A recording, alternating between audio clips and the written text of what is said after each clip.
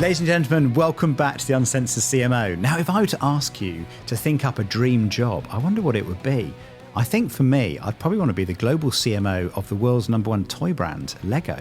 Well, fortunately for you and I have as my next guest, Julia Goldin, who is doing that exact job. And I want to catch up with her and find out, what is it like being paid to play?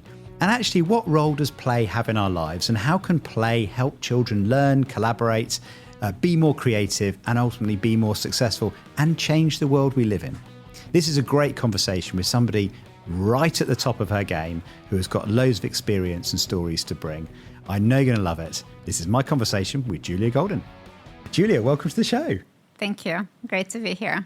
I'm dying to know how on earth you got here, but maybe take us back to the beginning. Where did you come from and how did you get into this world of marketing in the first place? Well, I was born in the Soviet Union in Russia, and I came to the States with my family, with my parents, when I was in my teens. And I really wasn't prepared for any kind of career thinking because that sort of didn't exist in Russia, and I was studying to be a pianist, so a piano teacher. So I had no idea really what I wanted to do. But when I got into my kind of education, I had the sense that I liked many different things, and I didn't feel like I had a really big spike. And so, but what I really loved was psychology, understanding people, creativity, solving problems, but I also loved commercial side of things as well. And so I kind of fell into marketing because it was a perfect combination of art and science.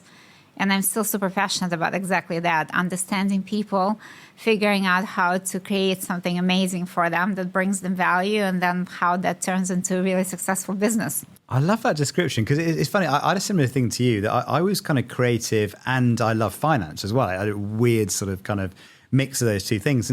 But marketing is not those kind of careers that's particularly well understood or marketed, I suppose, is it? But so what was your first marketing job and how did you go from there up to becoming a CMO? After business school, I worked at Quaker Oats, and I launched things like low-fat granola bars, which were the trend at the time. And then after that, that was sort of like learning the basics. And then I went to Coca-Cola, and that was really kind of my real kind of big marketing academy of life, I would say, because I worked in so many different jobs there. I was in the global role. Then I was in market and regional roles in Europe. Then I was in Japan. And that was sort of like my career with Coke. And what was really interesting about Coke is that everybody always says, well, why do you have to market Coke? Everybody knows it. But just being ubiquitous doesn't mean that you're really meaningful. And so actually marketing on Coke was super interesting because it was really about how to make the brand special and unique and much bigger than just the drink.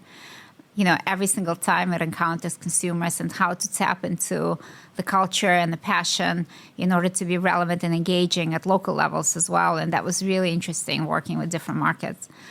And after that sort of marketing academy of Coke, I went to Revlon, and I was the chief product and marketing officer there. And Revlon was a very different world because it was a world of cosmetics, highly driven by innovation, which I got a taste of it when I was in Japan, and really in need of sort of reigniting the brand that had tremendous history, but wasn't as relevant as engaging in the moment. So there was a lot of great work to be done on product ranges. We did a lot with nails. We did a lot with lips. We did a lot of color, and really went back to the roots of what Revlon was all about with great campaigns. And then I had this really amazing opportunity to join the Lego group. It was quite daunting because, you know, when you join something that's really, really successful, you always have to ask the question of how you're going to really bring value. And I always sort of prided myself on being a change agent, and I wasn't sure whether the company had appetite for a lot of change. But it turned out that actually we were at the precipice of needing to make changes in order to hit another stage of growth. And I was very lucky to be part of that journey, and still am super enjoying it. Well, I can't wait to get into that because it's one of those brands we all know. It's got amazing history and it's reinvented itself and it's modernized itself a lot, hasn't it? So I'd love to talk a bit more about that. Just before we do, you've done a lot of different roles globally and in different companies. What's the secret to being a successful CMO? I'm not sure whether there is a massive secret to this, but I think there's probably a few things that I would pull out. I think one is to it goes back to where I started, which is, this kind of art and science. Why are you here? And it is really about creating value, but it's about creating value for the consumer. It's creating value for the enterprise, and it's creating value for the people who work, in the enterprise. I think one of the things for me has always been this: I've been very loyal to understanding, or focused on understanding consumers, understanding what really makes them tick, and pushing the brands to deliver, and products to deliver, beyond the expectation, to constantly surprise and delight, to drive innovation, and then being really mindful of how to turn it into really, value creating business. So it sounds like the basics, but I think sometimes we get lost in myriad of other things like digital and this and that and the other thing. But I think staying focused on why you're here and what it is that you uniquely do for the company, I think that's important.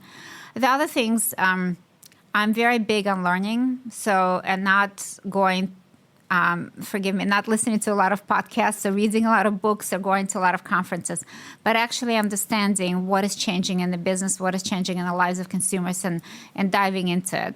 If it's about technology, I will go and sit with engineers and understand how they actually code and how the tech works. If it's about digital, I'll do the same, or, whatever it may be. So unlearning what I know, pushing myself to learn different things, being in tune with the world, I think that also drives success. And then the last point is about leadership. I'm a very big believer in one team and bringing different, diverse.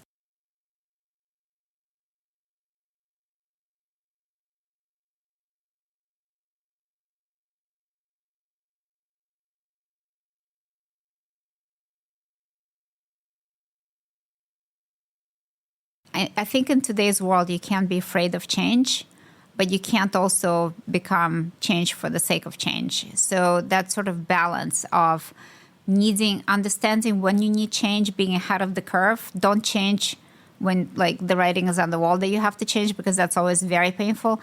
Be a bit ahead of the curve and understanding what's coming next. I think that's kind of what our jobs are all about. That's a lovely concept, that, isn't it? Because there are some sort of eternal truths, aren't there, in marketing that have always been true, and then there are things we need to adapt. And understanding the difference between the two is I think, a really powerful skill. That makes a lot of sense. I read that you won Adweek's first Brand Genius Lifetime Achievement. So congratulations. That's quite a title, isn't it? Yeah, it's a mouthful. That is, isn't it? What's one of the things, we often see, tenure of a CMO is often quite short, isn't it? And, but, you've led Lego for some time. What's the secret to staying on top of your game and longevity in that kind of role? You have to stay fresh. You have to also be humble, not sort of rely on past success, past year. I mean, I'm very lucky, because our consumers are super fickle. They're kids. They want innovation all the time. And just because, I always say to myself and to my team, just because we were chosen and we are on the wish list last year doesn't mean we'll be on the wish list again this year. So you need to really work hard to constantly be, exciting, engaging, relevant. So that's one thing. Second thing is that we make mistakes. We have to be prepared to make mistakes if you want to take risks, if you want to try new things. So balancing and creating the right atmosphere to be able to actually learn from your mistakes, make mistakes, learn from your mistakes, and embrace risk has been another really big thing. And then, really being really focused on delivering value. We can do a lot of different things, but we've got to also remember what are the ultimate goals that we have, what does success really look like. So I think creating the right approaches and setting up the right team and ensuring that people are focused on the right things to continuously up our game, those have been the important factors. You made an interesting point there about fickleness of the audience. You've probably got the toughest consumer audience of anyone, isn't it? Because I know when I talk to my daughters and I might kind of mention something that I thought was in fashion, they go, "Oh, Daddy, that's so last year." Fashion's changed so quickly. How can you predict how they change, or how do you kind of stay on top of the sort of trends that are happening all around you? I think it's some trends stay for a while, and some, of course, just come up and then they, fizzle out. You have to be externally oriented. I always say, we have to be super passionate about our consumers. And honestly, it is about really having your eyes open to the world and being willing to get into what, your consumer is into. I'm lucky because I've got kids also, and so I can see what they're into. When I see that they are suddenly, super into Formula One, I know Formula One is top of mind for them, and I start investigating it. And I think it's things like that happen in the world that you have to sort of see and suss out and understand how these trends are all coming together. Which ones are going to be the really meaningful ones? Which ones will stay there for a long time? Which ones will be, in the moment, like your daughters say about fashion? Yes, this year it's black, and next year it's green, the next year it's pink, and then it's going to be blue or something else. And, so I think in general, it is really about understanding the world out there and understanding what kids are into and watching what they watch, seeing what IPs they gravitate to, understanding what are the hot new games that they're playing, which movies really resonated with them. So, yeah, we are very focused on passion points and understanding different passion points. And if there's one wish you always have is to predict what's going to happen in the future. You can't always predict what's going to happen in the future. It sounds fun trying, though. I mean, understanding what kids are into and what drives them. I think it's very exciting. Something you as a brand are well known for is purpose, of course. Talk to me about what your purpose is as a company or as a brand, and how that kind of comes to life. Our purpose is very simple. We're here to become a global force for learning through play. We're here to inspire and develop the builders of tomorrow. And the idea is super simple. We know that when kids play, they learn. Play unlocks imagination, creativity, and they learn critical skills like problem solving, like collaborating, communicating. And these are essential skills for their future, and we know that. And so our key focus, our number one priority is always to get into as many hands of kids as possible around the world, to reach as many kids as possible, to make sure that they benefit from really great play experiences during their childhood. What I find so fascinating about that is I think when I was growing up, you kind of had work and play. And work and play were like separate things. You learn through work, and then play is sort of what you're allowed to do afterwards. But I love the fact that you're bringing learning into play and actually recognizing that actually playing is problem solving, isn't it? It's imagination, it's collaboration, it's all those things, which I'd never thought about play in that kind of way before. But it is really, really true. And it's not just true for kids, it's also true for adults, by the way. And we practice what we preach because we play at work also. We always talk about children being our role models. And I always sometimes ask the question of who is more creative, children or adults? And usually people would say, who is more creative? Kids. Yeah. And you think that because kids are more imaginative. They can think outside the box. They can color outside the lines. They can imagine anything in their heads. It's much easier for them to fail. It's much easier for them to get up and keep going. It's true. But at the end of the day, kids can imagine a lot of things, but they can't make them happen. Adults are the ones who actually make things happen. And if you actually look at what adults are able to create, there's a tremendous amount of creativity in the problem solving, finding new ways of doing things, bringing new things to market, etc. You need both types of creativity.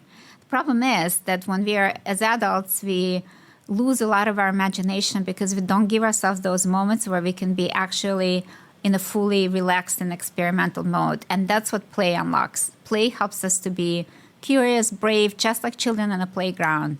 And those are the kinds of values that we have in the Lego group. We talk about curiosity, bravery, focus as really important. But so for me, play is a way to unlock imagination, creativity, loosen up, and allow yourself to come up with more creative ideas, more creative solutions. That does make sense. I mean, all my best ideas happen when I'm not working, quote unquote, where I'm having a break, and then the imagination starts to kind of join the dots.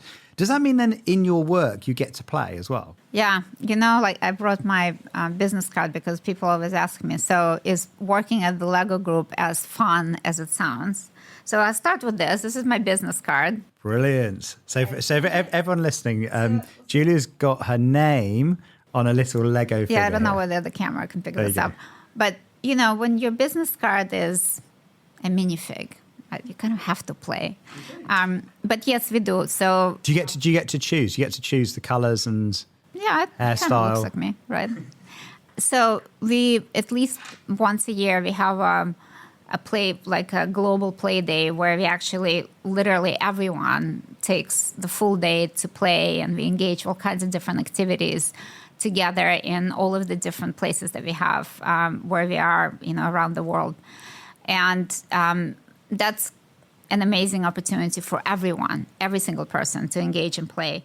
But in my organization, we also have Fabulous Lab Fridays once a month, where we can play and do whatever, would really we're passionate about. We have creative booths that we use for all of our designers and communication creatives, et cetera, to engage in coming up with ideas that are not necessarily part of their, exact sort of like work assignments. And these are the kinds of ways in which we can unlock play. But I start all of my quarterly meetings with, play. That's amazing. That's how we as a team can so also it listen. Is as good as people think it is. I think it's important. I mean, working at the Lego Group, yes. I think it's really important. It also helps, this kind of idea of collaboration and people, coming together. And again, when you look at children on the playground, or, when they walk into their first day in kindergarten, they will learn how to be together. Caring is sharing. That's how you build relationships with people, isn't it? How you trust people. Exactly. Yeah. And so for us, it's an essential part of how we work, rather than like something you put to the side. I think I met a very successful exec team of a brand once, and they committed to 20% of their time together would not be doing work. They dedicated 20% of any agenda to doing something social, being together, playing, or whatever sort of thing. And they put that down to the reason for the success. I very much believe in that. I think it's important to build informal relationships. I think informal relationships help a lot. I also talked about one team. It's easy to be a team when everything is going great. It's much more difficult when you have conflict. So I wouldn't necessarily separate play and work, but sometimes solving your problems when you're walking around the lake, or when you are visiting something, or when you're, engaged in some kind of a brick activity, for example, hands-on bricks, building something. Let's talk about something that's difficult between us. You get to a better conflict resolution, versus sending long emails and, nothing worse than duking it out in the conference room. Absolutely, I totally agree. You talked about product innovation earlier. I'd love to know, how do you come up with your next product idea?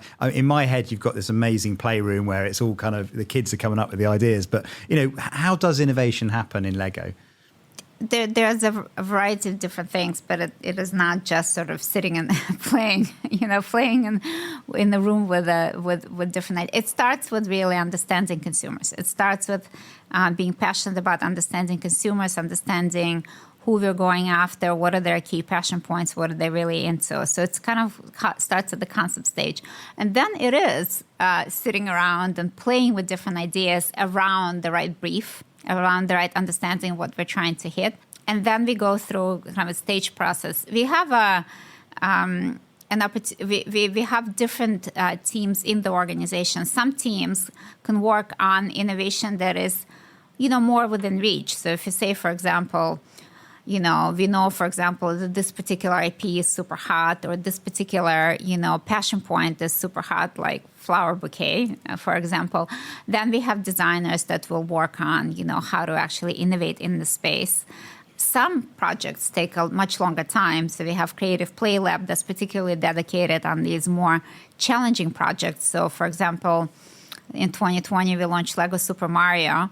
It was really innovative because it has interactive technology inside the Amigo, and Luigi and Mario, and they communicate, and you can compete and you can build your own course. But to get that technology to work takes a long time. So some of these kind of big ideas, to turn them into reality, will take a few years, and we have teams working on that too. So that's sort of how the process works. Some innovation is closer in, some innovation is further out. Some comes out of what I just talked about, like design boosts, where some amazing ideas, and they are developed within 1 week of designers coming together and working, or anyone who wants to join it. So, yeah. I like the balance between the long-term strategic things and the short-term sort of just coming out with an idea in a week. That's quite cool. Now, you do a lot of collaborations as well, don't you? Star Wars movie or, things like that. So what role do collaborating with other properties have? Because, it feels endless, the amount of possibilities that there are out there. Other properties are important in various spaces, whether it's movies, whether it's vehicles, whether it's games, for example, because there's no shortage of possibilities when it comes to the Lego brick. You can build many things with Lego bricks, but we always have, our approach is always to think about where we can really add value to the property. So not just do yet another thing for a property, just bring it to life in a Lego brick form if there's already many other ways in which the property is brought to life, but bring a unique experience to the property and to the people who are passionate about a property. So Lego Star Wars is like a unique experience in its own right. And there's actually quite a large generation, probably a couple of generations, that have discovered Star Wars through Lego Star Wars and not through Star Wars films, because it was right in between the last episodes and the middle episodes, So my son fell into that, so he discovered Lego Star Wars and then the films came out, discovered Star Wars through Lego Star Wars. So we constantly try to look at how we bring what unique experience we can bring to the property. So they're important, but we are choiceful also about which ones we actually focus on, collaborate with, and then we want to make these collaborations really meaningful. And the interesting thing about Lego Star Wars there, just a thought that occurred to me, is how it connects parents and children. So, for me, I'd have got in through the films, but like you say, for your son, you got in through the Lego, but then you've got something to connect you. So there's also something quite powerful about the sort of parent and child bond, isn't there, that playing together, kind of facilitates. Yeah, and the Lego brick itself is that kind of legacy as well, where parents and children, I often hear them talk about parents remember the sets they build. Now they build the sets with the kids. Sometimes they pass their bricks on to the kids, and all the bricks, they still connect. So it's kind of a rite of passage in its own right. But there are properties like that, and there's also some Lego experiences in particular that lend themselves to the sort of these kind of connection moments. Mm. Like we launched Manchester United football stadium. It happened to launch right in 2020 when everyone was at home. So I built it together with my husband, with my sons, and it was just a great experience. Brings people together, doesn't it? Absolutely. In a wonderful way. And it's accessible. That's the other thing about it, is it's not technical. Everyone can do it. Well, you can get very technical, but, there's something for everyone, isn't it? Yeah.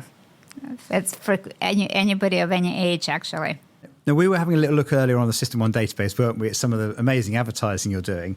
You've produced a lot and very successfully. If you had to pick a favourite campaign that you've kind of created, what would your one be? In 2019, we launched our first ever, actually, global brand campaign, Rebuild the World. And since then, we launched a few different iterations, including our holiday ad with Katy Perry, which I know you tested, and it tested really well. But I would say that campaign in totality has been a real favorite for me, because it is not about one particular product, but it communicates a really clear message about the importance of play, the importance of creativity. And I think it brings joy to a lot of faces, a lot of people when they watch the campaign. The idea behind it is very good, isn't it, in terms of rebuilding your world? So it feels like it's got a very powerful idea sat at the heart of it. Yeah, absolutely. And then I always really enjoy things that we do that are not your typical advertising, because I'm a big, again, believer in the fact that right now, when to do things, to really break through, you need to really break through and do something unexpected. So just, a few examples. We built a life-size Bugatti that could actually drive only 11 kilometers an hour, but it was built fully out of Technic platform, including Technic motors. Just this year, we had a Le Mans Peugeot model, also a Technic model, and to do communication campaign behind that one, we had a full-size Le Mans Peugeot that was model that was built out of Technic bricks, but it was built during 4 hours in Le Mans during the race. Really? Yeah. It was built in the 24 hours? Yeah, in the 24 hours. So you were racing against the cars to build the model? Exactly. That's a clever idea. So that was a lot of fun. We had to bring excitement to Lego Flowers. We had a pop-up garden cafe in London.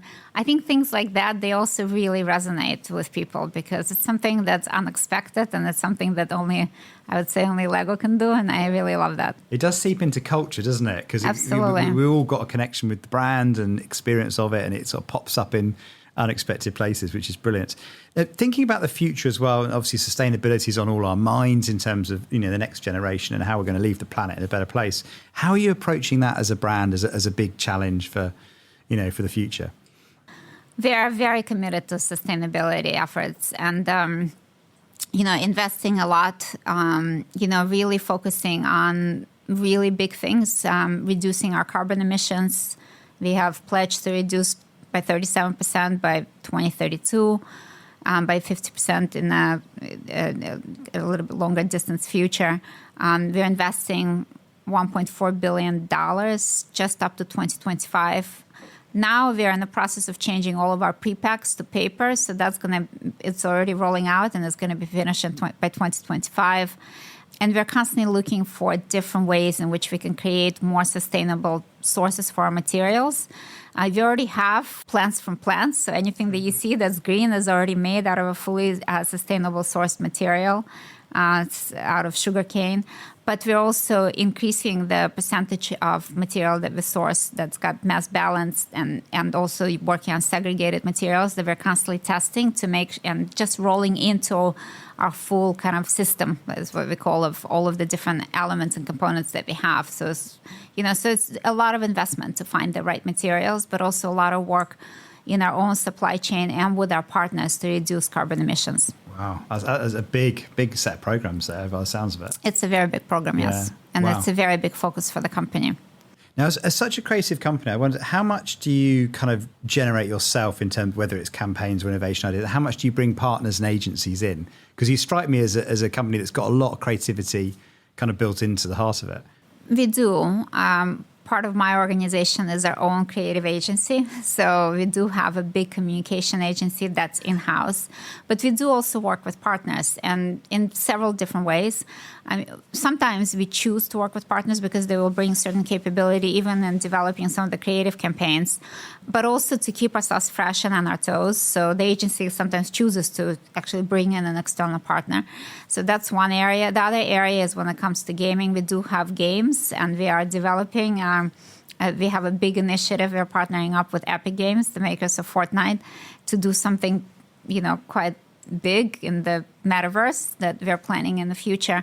So we will partner with partners that have certain capabilities. And then when it comes to content creation, we work with a lot of very talented people in Hollywood. And, obviously I mentioned, for example, Lego Star Wars. So sometimes we will collaborate with Disney company. They're great partners, and they will create together with us Lego Star Wars specials. They're some of the most popular shows on Disney Plus, but we also have Lego Indiana Jones or Jurassic World specials that we've created with Universal, and obviously our movies. We've had great partnerships to do that too. So it depends, but we always look for areas of expertise. And of course, there's a lot of external agencies that we collaborate with, also when it comes to insights and, How do you yourself choose what to put your energy into as well? Because even what you've just described there is just a world of possibilities, isn't it? So how do you choose where you're going to focus your energy for the future?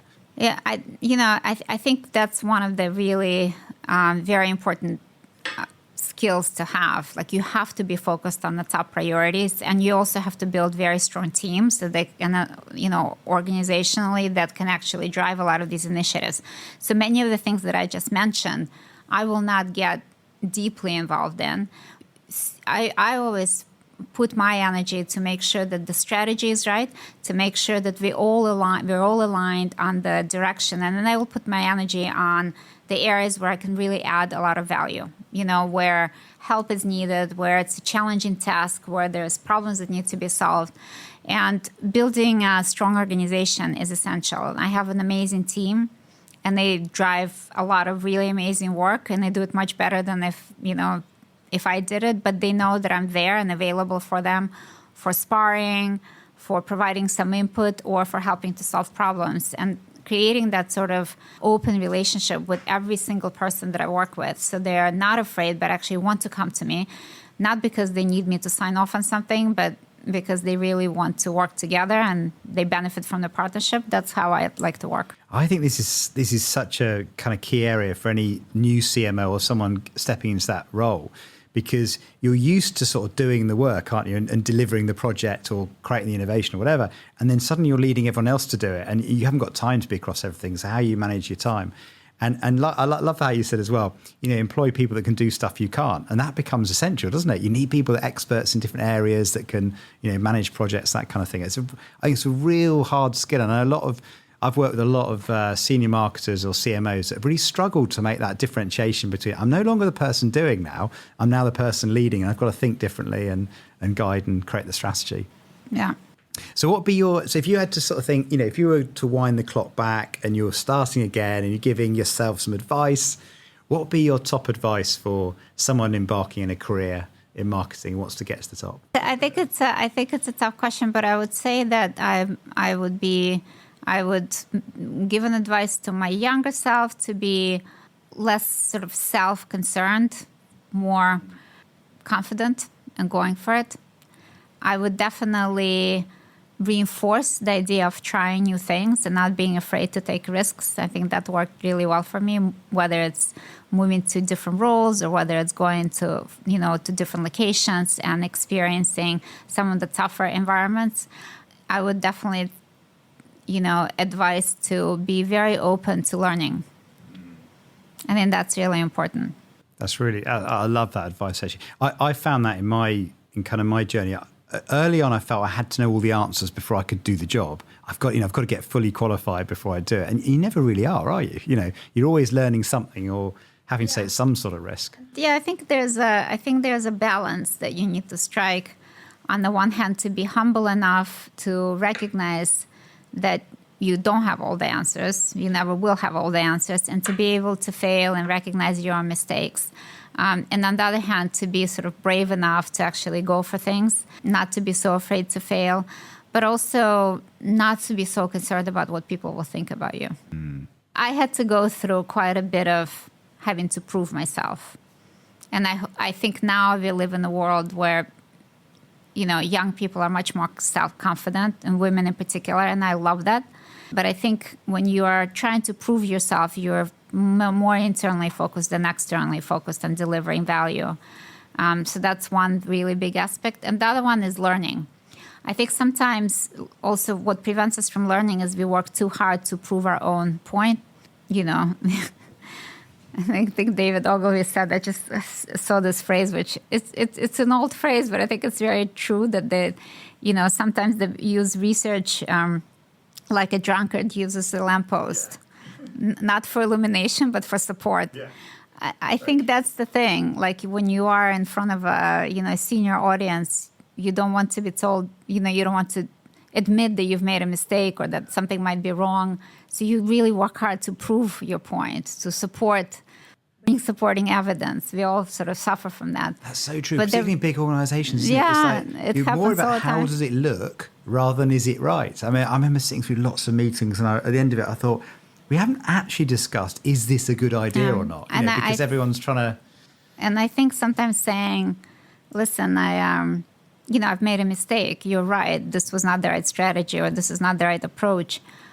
I think that goes a very long way, also internally. So I would probably give myself that advice. Don't work so hard to always be right. I love the owning the mistake point as well. I mean, because it can feel devastating to admit you've got something wrong. But I think when you've got, you get further on your career, you realise you're going to make mistakes. It happens, and it's not the worst thing in the world. And the best thing is to admit it and show what you've learned. And that comes back to play, right? Because when you're in a play environment, things can happen. You make mistakes all the time, right?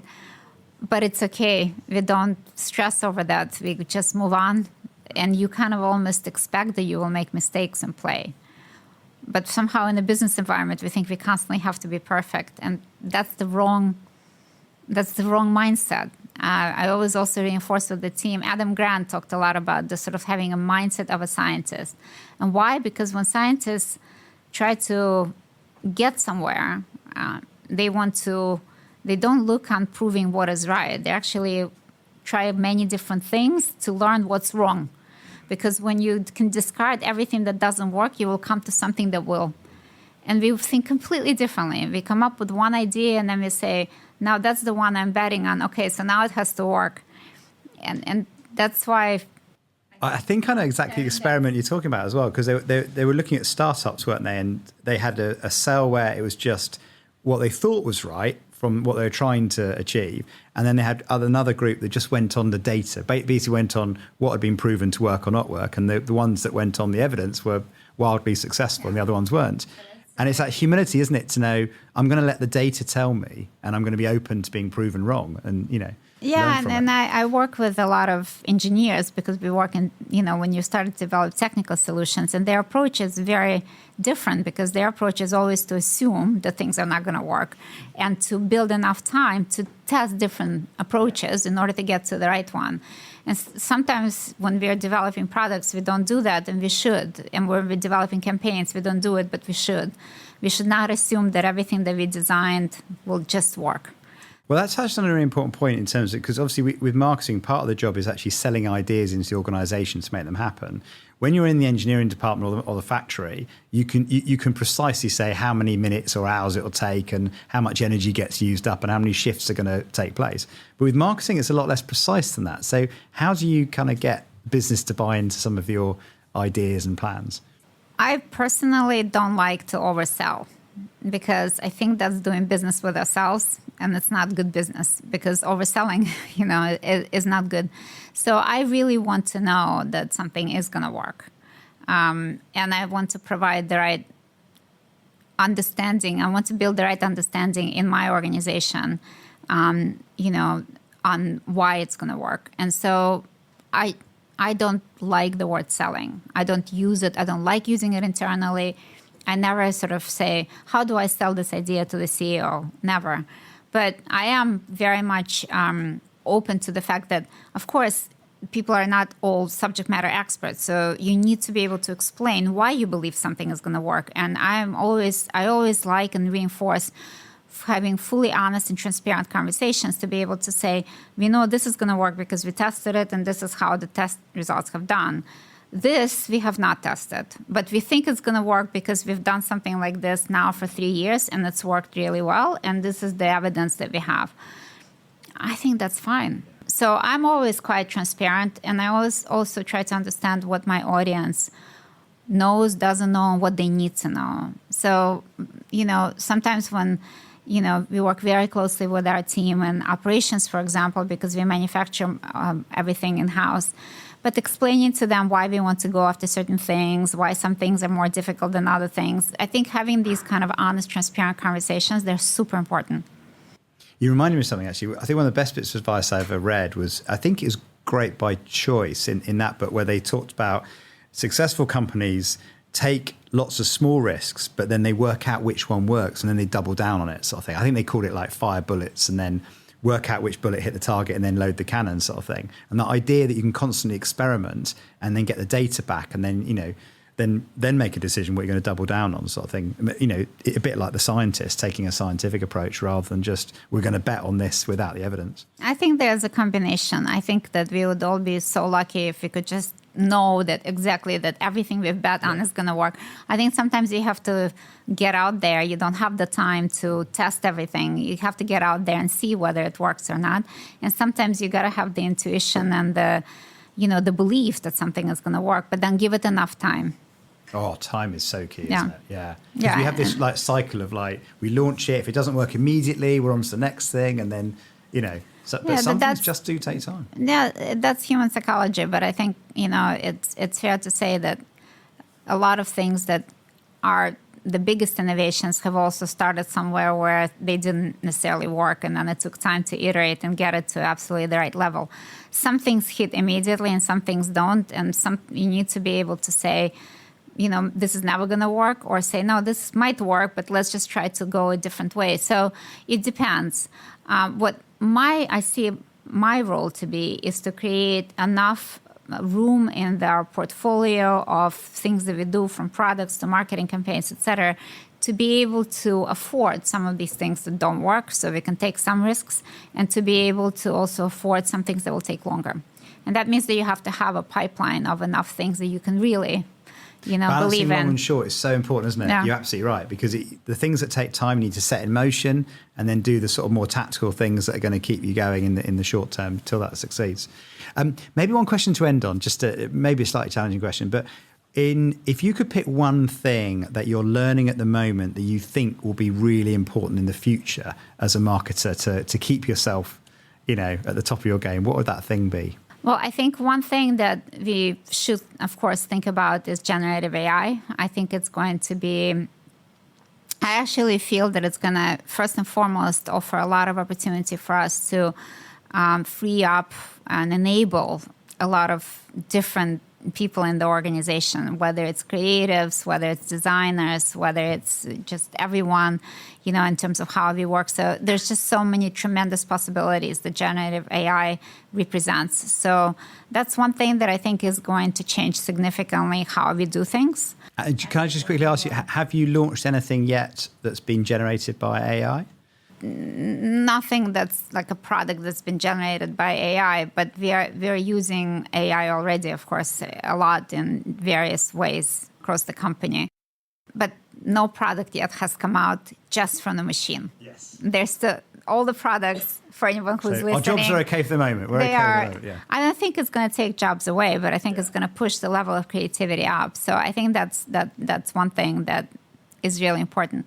And then the other area that for me is very interesting is how children will develop and how they will shape the future of this world.